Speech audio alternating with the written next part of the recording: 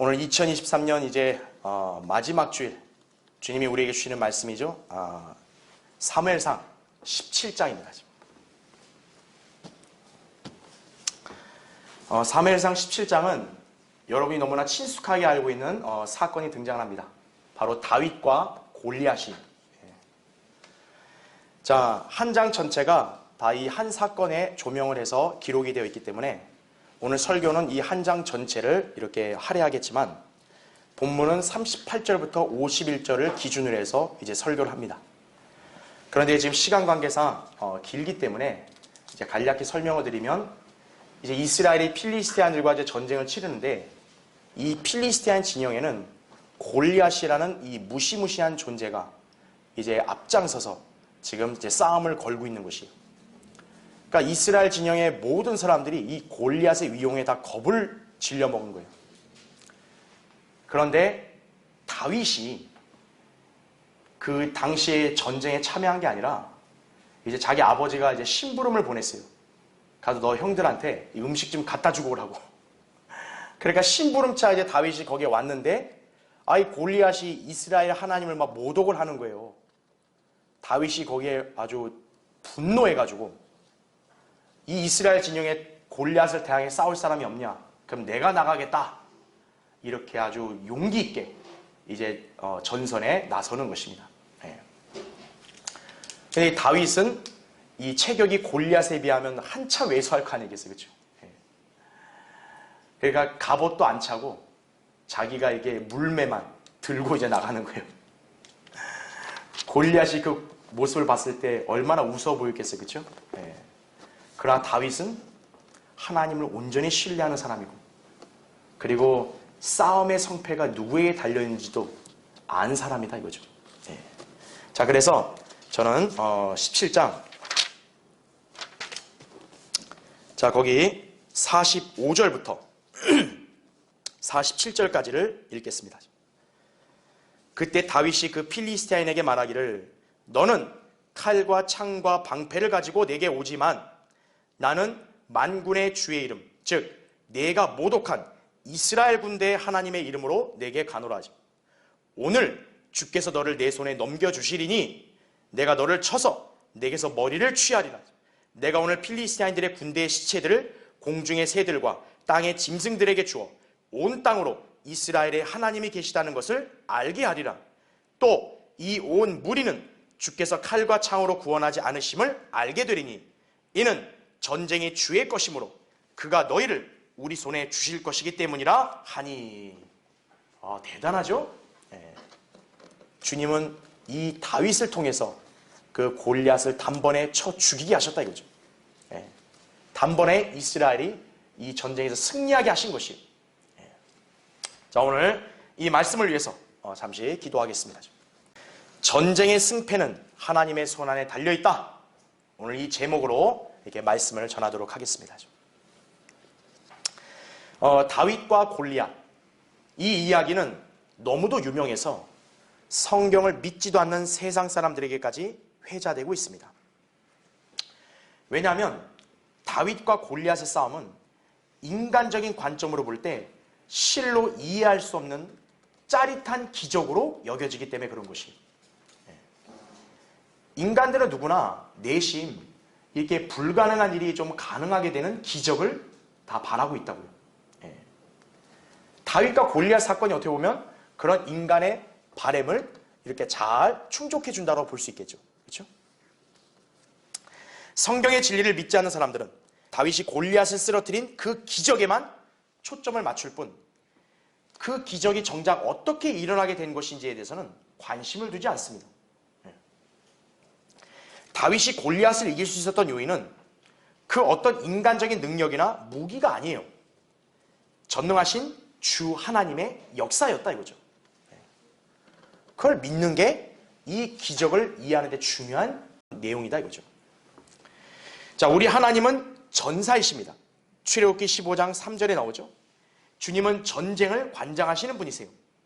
그래서 하나님께서는 때때로 전쟁의 승패를 뒤바꾸어서 군사력을 자랑하는 그런 제국들을 수치스럽게 만드십니다. 구약 성경을 통관해 보면 하나님께서 자신의 백성 이스라엘을 숱한 전쟁에서 승리하게 하신 사건들을 볼 수 있습니다. 이때 이스라엘 백성에게 필요한 것은 바로 주 하나님을 신뢰하는 것뿐이었어요. 다른 것이 아니었어요. 역대기하 14장 11절에 이런 말씀이 있습니다. 주여, 많은 수로든지 힘이 없는 자들로든지 주께서 도와주시는 데에는 아무것도 아니니이다. 이거죠. 오 주 우리 하나님이여, 우리를 도우소서. 이는 우리가 주를 의지하며 주의 이름으로 이 무리를 대적하러 감이니이다. 오 주여, 주는 우리의 하나님이시니 사람이 주를 이기지 못하게 하소서. 결국 이 간구대로 주님은 유다 백성인 그 에디오피아인들을 쳐서 승리하게 하셨다 이거죠.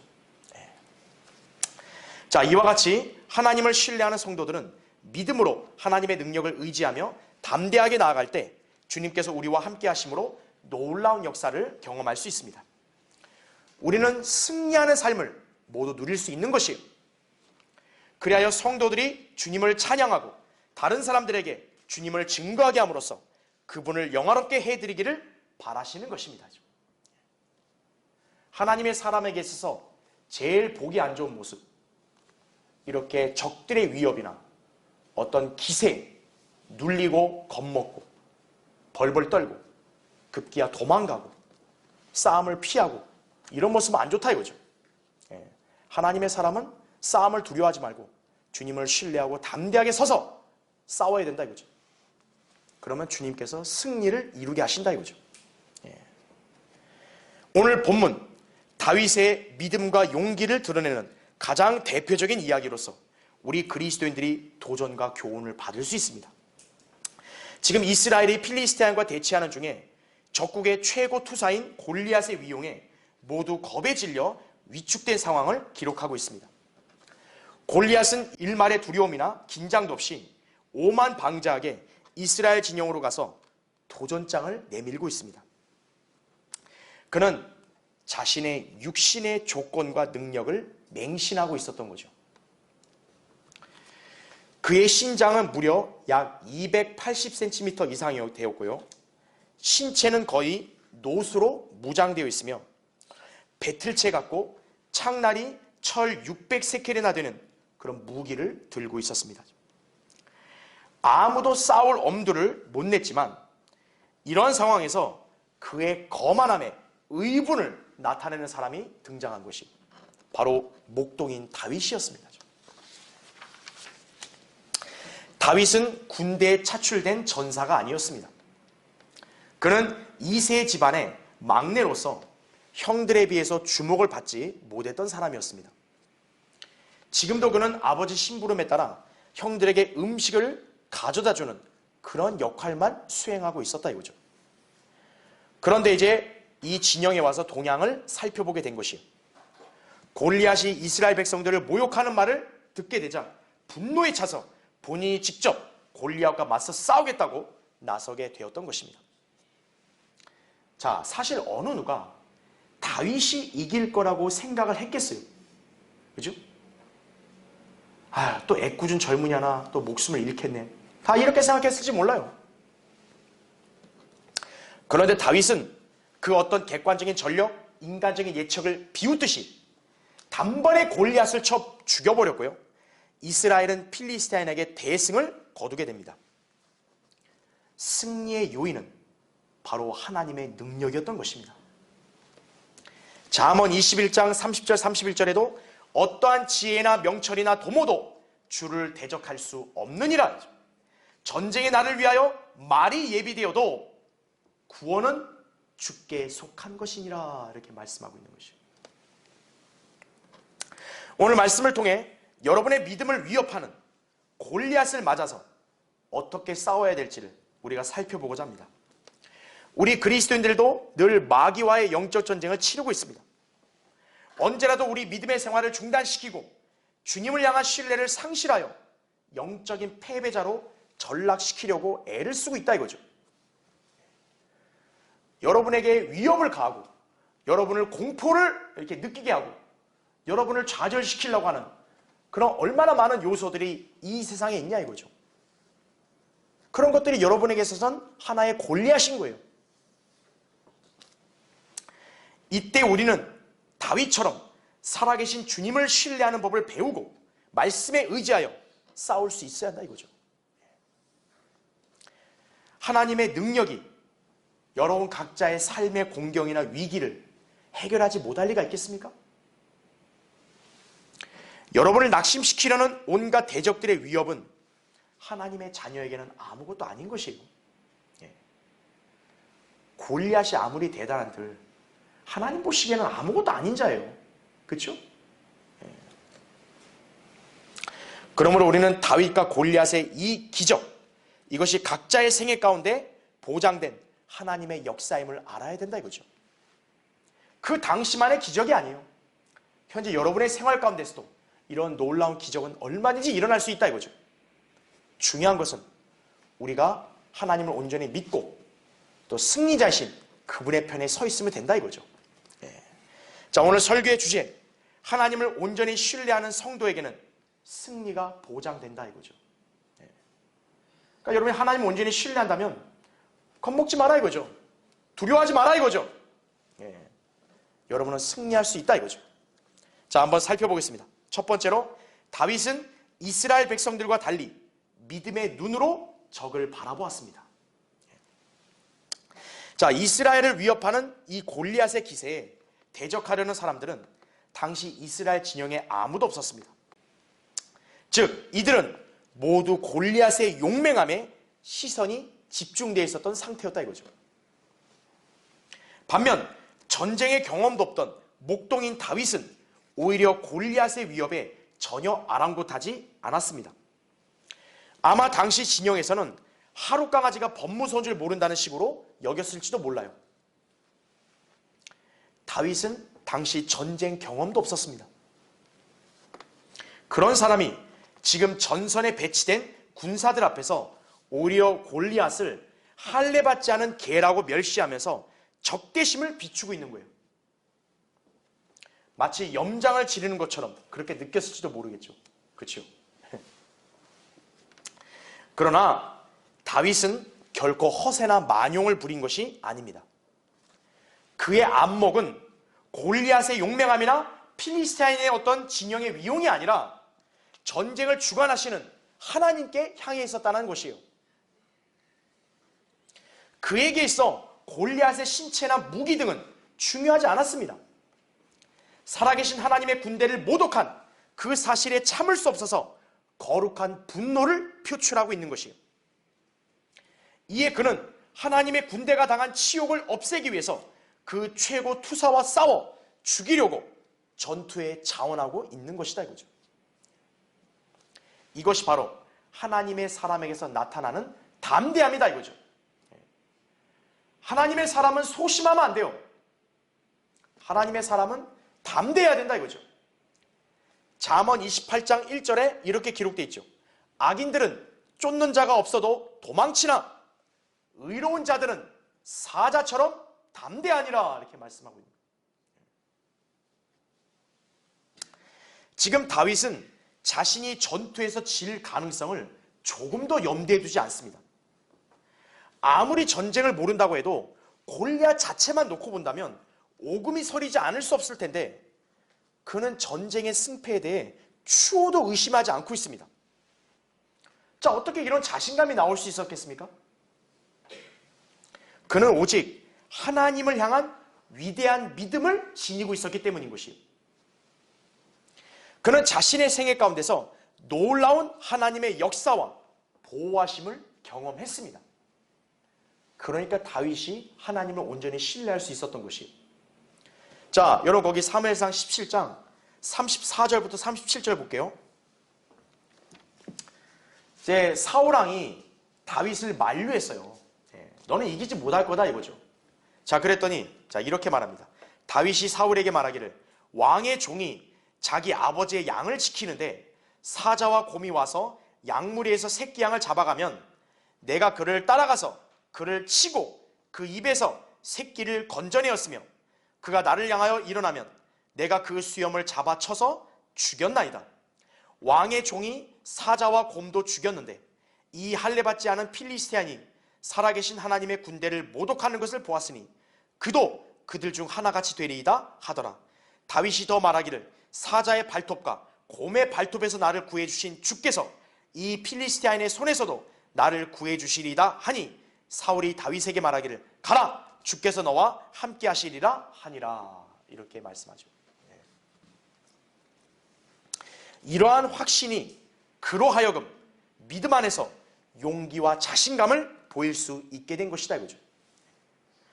여러분의 생애에도 하나님의 놀라운 보호하심과 역사하심을 분명 경험한 것이 있을 거예요. 그런 하나님께서 여러분의 생애에 다른 위기, 또 다른 위협, 이런 것들로부터 지켜주지 않으실 리가 있겠냐 이거죠. 만약에 성도의 시선이 주님과 이 말씀에 고정되어 있지 않으면 자, 어떤 현상이 일어나는가? 그 사람은 즉시 이 세상의 현실과 또 마귀가 주는 위협에 정신이 팔리게 되는 거예요. 그러면 골리앗 앞에서 무서워서 흩어지는 이스라엘 사람들처럼 혼비백산한 채 절망 속에 좌절하게 됩니다. 자, 이러한 모습으로 인해서 당시 골리앗이 얼마나 하나님의 이름을 모독했습니까? 그렇죠? 이처럼 하나님의 사람이 믿음의 안목을 지니지 않고 살게 되면 세상 사람과 같은 모습을 보이게 되는 거예요. 그러면 하나님의 영광을 가리게 된다는 점을 잘 유념해야 된다 이거죠. 우리는 하나님의 말씀을 통해 주님의 위대하신 능력과 경이로운 역사를 알고 있습니다. 그러므로 우리가 성경을 믿는 그리스도인이라면 기꺼이 믿음으로 영적인 전투에 임할 수 있고 또 승리를 확신할 수 있는 것이, 우리는 믿음의 눈으로 모든 것을 주시해야 돼요. 여러분의 생애 가운데 현재 일어나고 있는 여러 가지 난관과 위기, 이런 것도 믿음의 눈으로 바라봐야지 육신의 눈으로 바라보면 안 돼요. 그러니까 낙심하고 좌절하는 거죠. 자기 생애의 큰 위협인 골리앗을 직면할 때 절망하거나 두려워하면 안 된다는 얘기죠. 믿음의 눈을 가지면 여러분 그렇게 살 수 있다 이거예요. 전지전능하신 하나님께서 과연 골리앗보다 약하신 것일까요? 하나님께서 여러분의 기도에 응답하지 못하시거나 혹은 고난과 위기에서 구해주실 능력이 부족하신가요? 예레미야 32장 27절에 이렇게 말씀합니다. 보라, 나는 주요 모든 육체의 하나님이라. 내게 어려워서 못할 일이 있겠느냐? 이거예요. 자신의 안목으로 말씀에 대한 믿음을 저버리고 이 세상 현실에 안주하여 그분의 능력을 제한시키고 있는 건 아닌지 여러분 돌아봐야 된다 이거예요. 여러분, 그리스도인은 자신의 능력이나 지혜, 자기 소유로 인생을 사는 사람이 아닙니다. 우리는 자신의 구주이고 대장 되시는 예수 그리스도를 믿고 따르는 그리스도의 군사입니다. 여러분이 하나님의 말씀을 온전히 믿고 그분의 뜻에 합당한 삶을 살아간다면 전능하신 주님께서 여러분을 도우실 것이고 또한 놀라운 일을 행하실 것을 여러분 잘 알아야 됩니다. 히브리서 13장 6절에 이렇게 기록되어 있죠. 그러므로 우리가 담대히 말하기를 주는 나를 돕는 분이시니 사람이 내게 무엇을 하든지 내가 두려워하지 아니하노라 이거죠. 이걸 여러분 잘 믿어야 됩니다. 자, 하나님을 온전히 신뢰하는 성도에게는 승리가 보장된다. 두 번째로, 다윗은 전쟁이 주님의 것임을 알았던 사람이었습니다. 아까 우리 본문에서 읽었죠, 그렇죠? 자, 다윗은 막대기와 시냇가에서 매끄러운 돌 5개를 자루에 넣고 손에 물매를 가지고 골리앗에게 나아가고 있습니다. 다윗은 전쟁의 승패가 군대의 무기나 병력에 있지 않음을 알고 있었던 것이죠. 그렇죠. 여러분이 상식적으로 생각해 보세요. 아니 어떻게 저 대단한 거인을 고작 이 돌로 이렇게 던져가지고 죽일 수 있겠냐고요. 그렇죠. 다윗이 상식이 없어서 그렇게 했을까요? 아니에요. 다윗은 물매를 들고 나갔지만 사실 그는 주의 이름으로 나아갔던 것이 스스로가 그렇게 고백하잖아요. 그렇죠? 자신의 창과 칼과 방패를 신뢰한 골리앗과는 완전히 다르죠. 그렇죠? 47절에 나온 대로 주께서 칼과 창으로 구원하지 않으심을 알게 되리라고 다윗은 그렇게 자신 있게 고백했던 것이, 하나님께서는 인간의 이성과 과학의 법칙을 초월한 경이로운 역사를 이루시는 분이세요. 주님은 전쟁의 승패에 관해서 어떤 무기나 병력을 필요로 하지 않으십니다. 그분께서는 많은 경우에 성도들의 믿음에 따른 행동을 요구하시면서 그 성도가 들고 있는 도구를 사용하실 때가 많았다 이거죠. 자, 몇 가지 예를 들면요. 모세에게는 그가 들고 있는 막대기로 홍해를 가르게 하셨죠. 출애굽기 14장 26절에. 제2차 아이성 전투에서는 여호수아가 들고 있는 그 창으로 싸워서 그 성을 쟁취하게 하셨죠. 여호수아 8장 18절에. 또한 재판관 시절에 이스라엘을 압제한 모압왕 에글론을 죽여서 이스라엘을 구원하게 했을 때 왼손잡이 재판관 에웃의 단검을 사용했다 이거죠. 그리고 재판관 샴갈이 가진 소몰이 막대기, 재판관기 3장 31절에 나오죠. 그리고 삼손이 취했던 나귀의 새 턱뼈, 재판관기 15장 15절에 나오죠. 이런 것들을 사용하셔서 당시 필리스티아인들을 치셨습니다. 지금 하나님께서는 골리앗을 물리치는데 다윗의 물매를 사용하셨던 것이, 지금 이런 무기들을 볼 때, 이런 도구들을 볼 때 그다지 위협적으로 보이지 않죠. 그렇죠? 근데 하나님은 그런 것들을 쓰셔서 위대한 승리를 이루는 분이시다 이거예요. 왜죠? 전쟁은 누구의 것이니까요? 하나님의 것이니까요. 전쟁은 하나님께 속해 있습니다. 이 말인즉 전쟁의 승패는 하나님의 뜻에 달려 있다는 것입니다. 세상 각국 정부나 유엔은 병력이나 경제력, 자원, 지역 요소, 외교력 등과 같은 그런 요소들로 전쟁의 승리를 장담하려고 합니다. 그러다 보니 세계 각국은 군사력과 경제 성장 등을 통해 국력을 강화하려고 애를 쓰고 있는 거죠. 특히 첨단 무기, 핵 등을 개발해서 소유하고 있으면 마치 자신들이 무엇이든 할 것처럼 그렇게 행세를 합니다. 러시아나 중국, 북한이 바로 그런 예인 거죠. 뭐 핵만 있으면 무슨 뭐 자기가 아무것도 두려운 게 없는 것처럼 그렇게 까불고 있는 거죠. 그러나 성경은 전쟁이 힘센 자에게 오는 게 아님을 말씀합니다. 전도서 9장 11절에 그렇게 기록되어 있죠. 또 시편 20편 7절에는 이렇게 기록되어 있어요. 어떤 이들은 병거들을 의지하고 어떤 이들은 말들을 의지하나 우리는 주 우리 하나님의 이름을 기억하리로다 이거죠. 이 진리를 지금 다윗과 골리앗의 싸움에서 우리에게 보여주고 있는 것이죠. 그렇죠? 칼과 창이 구원하는 거 아니에요. 군사력이 승리를 장담하는 거 아니에요. 하나님의 손에 달려있다는 얘기죠. 남한국 유다의 여호사밧 왕 제2시절 모압과 암몬 자손 그리고 다른 족속이 연합을 형성하여 당시 유다의 여호사밧 왕을 대항하기 위해서 전쟁을 일으켰습니다. 자, 이 사건에 대해서는 역대기하 20장에 상세히 기록되어 있어요. 자, 여호사밧의 대적은 당시에 큰 무리를 이루었다라고 역대기하 20장 2절에 기록되어 있습니다. 여러분, 큰 무리가 그 한 나라를 치려고 함께 모였다고 하니까 얼마나 그게 무서웠겠어요. 그렇죠? 그래서 여호사밧은 두려워하여 주님을 찾았고요. 유다는 함께 모여서 주의 도움을 구했다고 3절 4절에 그렇게 말씀하고 있습니다. 자, 그러자 하나님께서는 선지자를 통해서 이렇게 말씀하셨습니다. 20장 15절에 이렇게 기록되어 있어요. 잘 들어보세요. 온 유다와 너희 예루살렘 거민들과 너 여호사밧 왕아, 너희는 경청하라. 주가 너희에게 이같이 말하노라.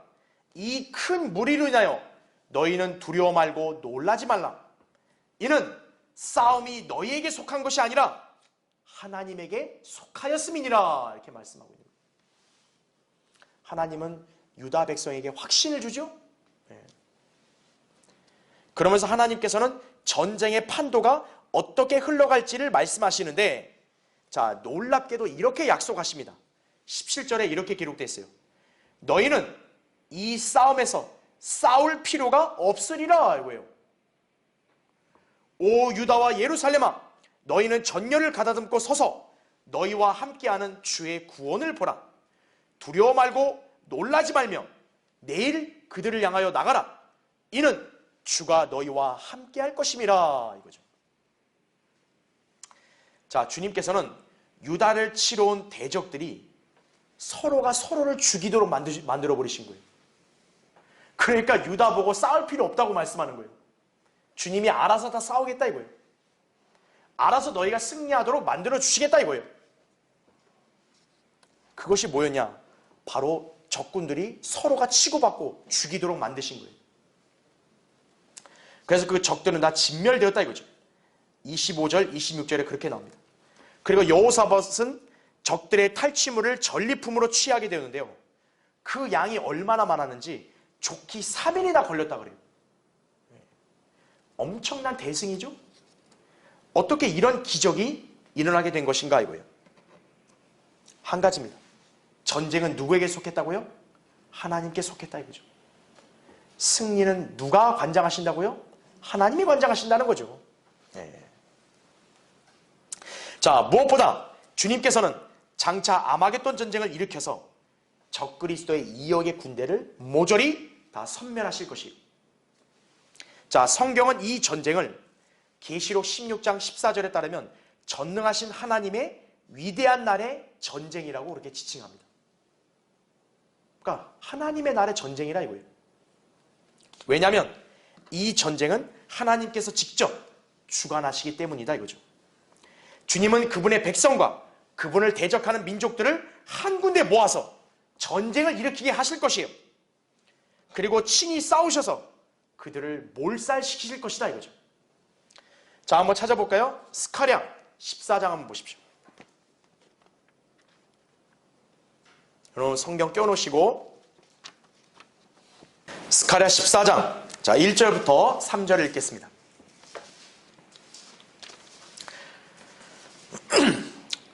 보라, 주의 날이 오나니 내 약탈물이 내 가운데서 나누리라. 내가 모든 민족들을 모아 예루살렘을 대적하여 싸우게 하리라 이렇게 나오죠. 그러니까 지금 이 전쟁은 사실 배후에서 누가 지금 일으키신 거예요? 하나님이 일으키신 거예요. 여기에 나아가 하나님이시잖아요. 그러니까 하나님께서 민족들을 모아서 예루살렘을 대적하게 만들겠다 이거예요. 자, 성읍은 함락되고 집들은 강탈당하며 여자들이 욕을 당하고 성읍의 절반이 사로잡혀갈 것이나 백성의 나머지는 성읍에서 끊어지지 아니하리라 이거죠. 자, 절체절명의 상황이죠. 3절을 보세요. 그때에 주께서 나가 그 민족들을 대적하여 싸우시리니 전쟁의 날에 싸우셨을 때처럼 하시리라 이렇게 말씀하고 있죠. 지금 누가 싸우신다 그래요? 하나님이 싸우신다 그러죠. 여러분, 하나님이 싸우시는데 진리가 있을까요? 2억의 군대를 하루아침에 그냥 다 진멸시켜 버리시는 거예요. 스파냐 3장 8절도 예전 우리 성경 공부할 때 살펴봤죠? 주님의 결심이 뭡니까? 민족들을 모아서 다 그들을 불태워 버리신다 그죠. 전쟁은 하나님이 주관하시는 거예요. 승패도 하나님이 정하시는 거예요.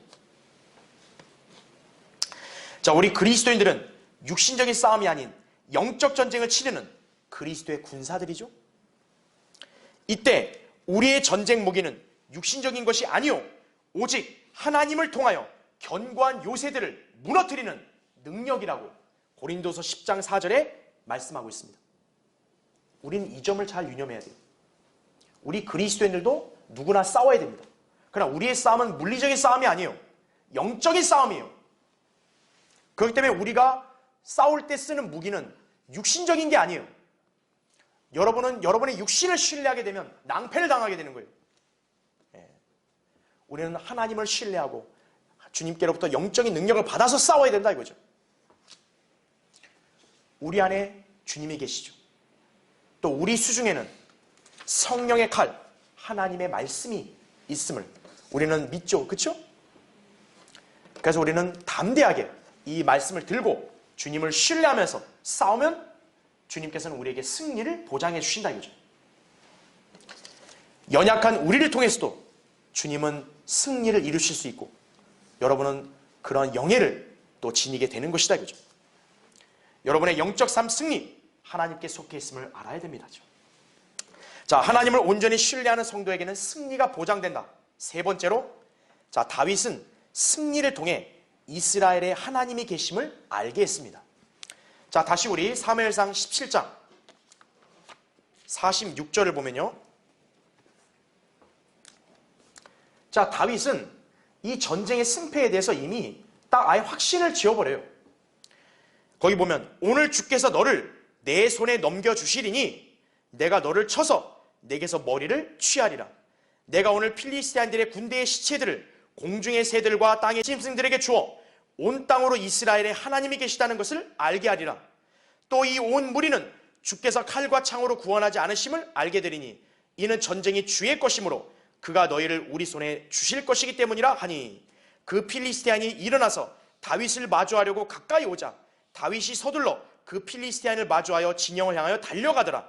다윗이 자루에 손을 넣어 거기서 돌 하나를 꺼내어 물매를 던져 그 필리스티안의 이마를 치니 그 돌이 그의 이마 깊숙이 박힌지라 그가 쓰러져 얼굴을 땅에 박더라. 이같이 다윗이 그 필리스티안을 돌과 물매로 이겼으며 그 필리스티안을 쳐 죽였으나 다윗의 손에는 칼이 없었더라. 그러므로 다윗이 달려가 그 필리스티안 위에 서서 그의 칼을 잡고 칼집에서 뽑아 그것으로 그를 죽이고 그의 목을 베니 필리스티안들이 그들의 최고 투사가 죽은 것을 보고 도망치더라. 이스라엘 사람들과 유다 사람들이 일어나서 소리 지르며 필리스티안들을 추격하여 골짜기와 에크론 성문에 이를 때까지 하였더라. 필리스티안들의 부상자들은 사하라임으로 가는 길에 쓰러졌고 가드와 에크론까지 쓰러졌더라. 이스라엘 자손이 필리스티안들을 쫓다가 돌아와서 그들의 장막을 약탈하더라. 다윗은 그 필리스티안의 머리를 취하여 예루살렘으로 가져갔으나 그의 갑옷은 그의 장막에 두더라. 이렇게 말씀하고 있죠. 야, 너무나 놀랍고도 짜릿한 승리죠? 이스라엘을 대표한 다윗 때 필리스티안의 최고 투사 골리앗의 대결, 도저히 승산이 없을 것 같았던 다윗은 골리앗을 단번에 쓰러뜨리는 기적을 연출했습니다. 이 장면은 마치 오늘날 이스라엘과 팔레스타인을 위시한 주변 아랍국들의 대립을 연상하게 합니다. 지금 팔레스타인에 속한 하마스 무장단체가 이스라엘을 선제 공격함으로써 다시금 전쟁이 발발했습니다. 이스라엘 주변국들은 겉으로 하마스와 거리를 두는 것 같지만 실상은 이스라엘을 대적하는데 뜻을 함께하고 있다는 점을 여러분 잘 분별해야 됩니다. 그냥 언론상에다가는 그냥 하마스하고 우리하고 무관하다 이렇게 얘기하는데요. 사실 속내는 이 주변의 모든 아랍국들은 팔레스타인 편이에요. 반 이스라엘 주의자들이라는 걸 아셔야 돼요. 그래서 여러분도 잘 알아야 될 게 지금 중동은 이스라엘 대 모든 아랍국이라는 걸 아셔야 돼요. 그 규모를 비교해 보세요. 다윗과 골리앗이 연상되지 않으세요? 그렇죠? 이러한 구도는 이스라엘이 독립하여 국가를 재건한 순간부터 형성되어 있었다 이거죠. 자, 제가 이제 역사적인 예들을 들 거예요. 1948년 영국의 신탁 통치가 종료됨에 따라 48년 5월 14일 이스라엘은 독립을 선포하며 국가를 재건했습니다. 그런데요, 독립을 선포하고 국가를 세운 그 다음날 바로 5월 15일에 아랍 5개국 이집트, 요르단, 시리아, 레바논, 이라크가 연합을 형성해서 이스라엘을 침공하여 독립전쟁이 시작되었습니다. 이게 제1차 중동전쟁이에요. 여러분, 당시 이스라엘이 무슨 제대로 된 정규군이 있었겠어요? 국가를 선포한 그 다음날 전쟁이 나는데요. 그렇죠? 이 전쟁에서 굴복하리라 예상했던 이스라엘이 기대 밖의 선전을 함으로써 승리를 한 것이에요. 그래서 1949년 아랍 국가들은 휴전 협정을 맺을 수밖에 없었던 것입니다. 자, 1956년 7월 26일 나세르 이집트 대통령이 수에즈 운하를 국유화시킨 다음에 이 운하를 봉쇄하여 이스라엘 선박의 운하 통과를 금지해버렸어요. 그러니까 이스라엘이 무역을 못하면 고립되잖아요. 그렇죠? 그로 인해서 중동에 다시 전쟁의 기운이 감돌기 시작했습니다. 이스라엘은 11월 5일 이집트 홍해 연안에 샤멜 세이크 여기를 공격하여 시나이 반도를 완전히 점령해버린 것이에요. 이집트가 망신을 당했죠. 그렇죠? 자, 그러자 유엔은 이스라엘에게 점령한 지역을 포기하도록 압박을 합니다. 이스라엘은 전쟁에서 승리하여 시나이 반도를 점령했지만 어쩔 수 없이 양보하고 철수해버린 거예요. 다만 이 전쟁의 승리는 이스라엘의 국방력을 대내외적으로 한층 높여준 그런 결과가 되었습니다. 자, 그러다가 1967년 아랍 게릴라들의 군사 위협이 다시 고조가 되고 이집트는 절치부심하고 보복을 시행하려고 무려 10년 동안 전쟁 준비를 한 거예요. 그래서 67년에 마침내 또 전쟁을 일으키게 됩니다. 이것이 세계 전쟁사에 길이 남을 만한 6.21 전쟁이에요.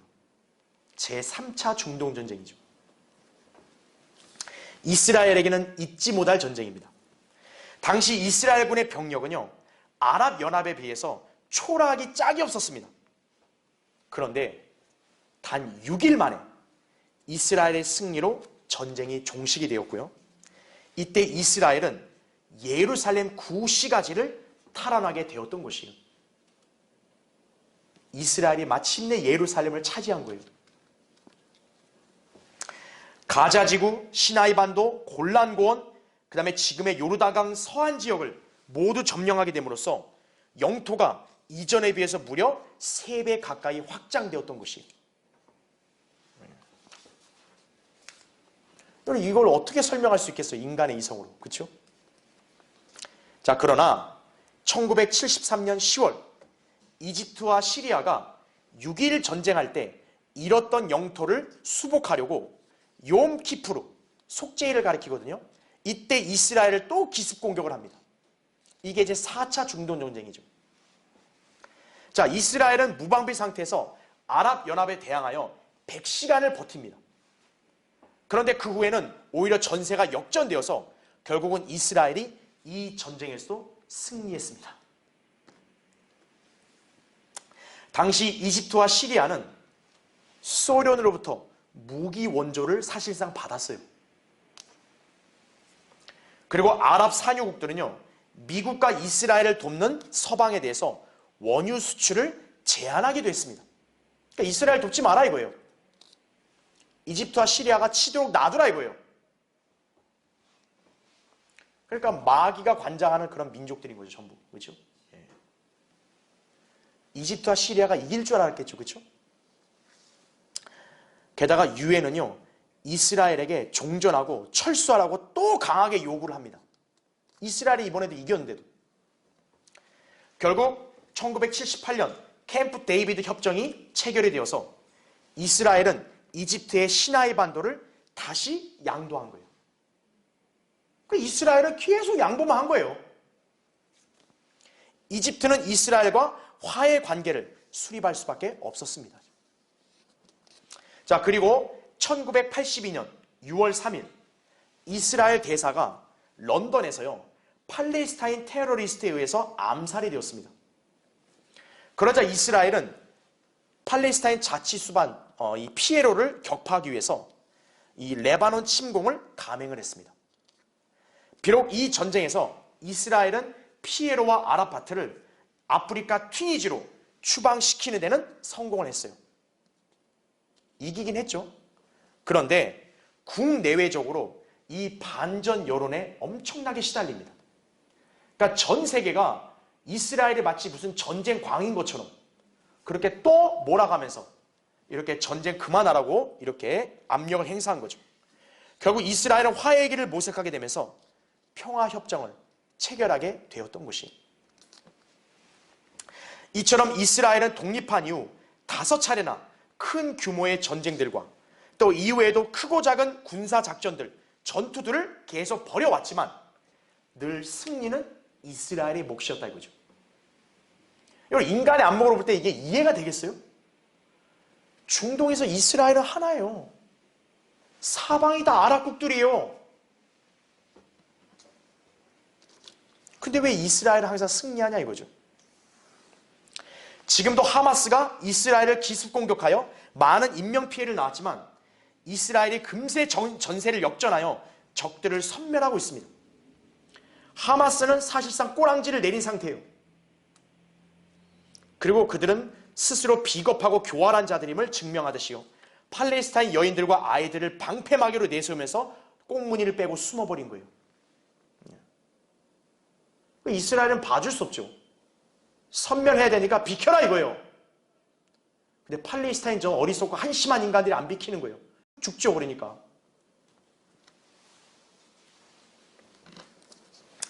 누가 전쟁의 판도를 좌우합니까? 성경의 주 하나님이시다. 그분은 팔레스타인들이나 아랍국들의 생각대로 이스마엘의 하나님이 아니에요. 아브라함과 이삭과 야곱의 하나님이세요. 그분께서는 재림 때 팔레스타인들을 모조리 다 멸망시키실 것이다. 그죠? 아모스 1장 6절부터 8절에 불로 그들을 다 섬멸하실 것을 예언했다 이거죠. 그리고 주님은 이스라엘에게 다시금 그 땅을 유업으로 주실 것이고 그분은 영원히 통치하실 것이다 이거죠. 바로 천년왕국 이전에 예수 그리스도가 재림하시면 소위 팔레스타인들, 아랍국들 다 끝장인 거예요.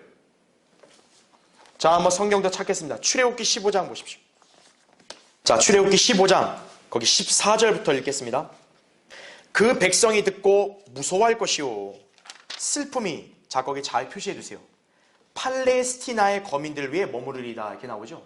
이 팔레스티나의 거민들, 바로 팔레스타인들을 지적하는 그런 말씀인 거예요.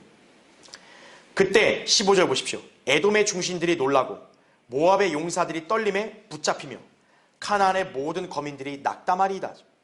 두려움과 공포가 그들 위에 내려 주의 팔의 위엄으로 인하여 그들이 돌처럼 조용해지리니 오 주여, 주의 백성이 통과하기까지며 주께서 사신 그 백성이 통과하기까지니이다. 주께서 그들을 데리고 오셔서 주의 유업의 산에 심으시리니 오 주여, 이는 주께서 거하시려 만드신 곳이요 오 주여, 주의 손이 세우신 성소니이다. 이렇게 나오죠. 앞으로 팔레스타인들, 저 아랍국들은 두려움과 공포에 떨고 멸망하게 될 것이, 그러면 주님은 주의 백성을 다시 유업의 땅에다 이렇게 정착시키신다 이거죠. 그리고 18절, 주께서 영원 무궁토록 다스리시다 하더라 이렇게 나오죠.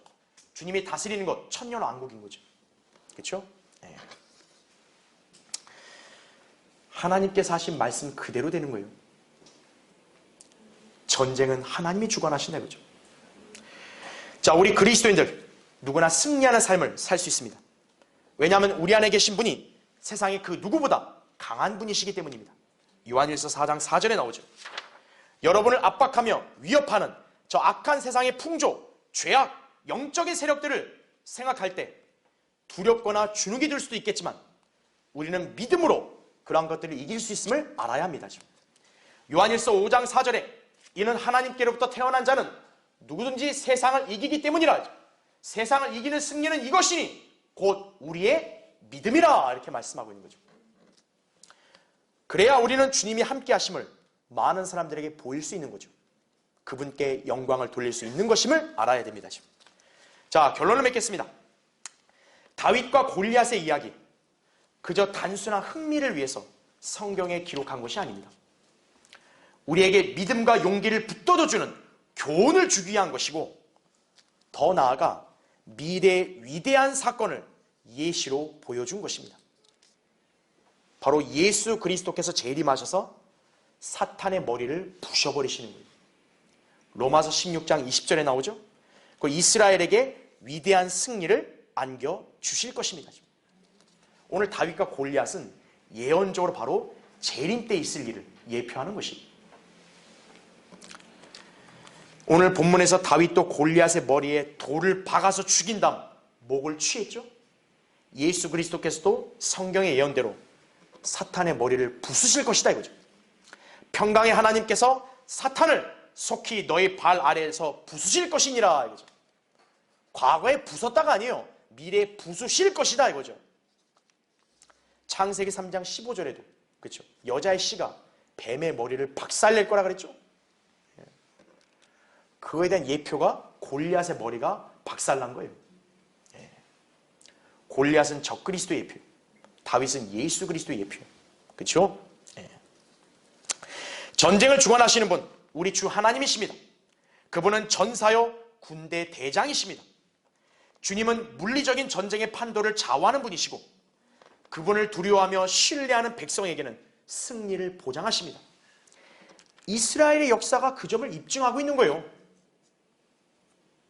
그리고 성경대로 예수 그리스도는 재림 때 홀로 2억의 군대와 싸워서 그들을 모두 말살시키실 것입니다. 이사야 63장 1절부터 6절에 나오죠. 주님이 홀로 싸우신다 그죠.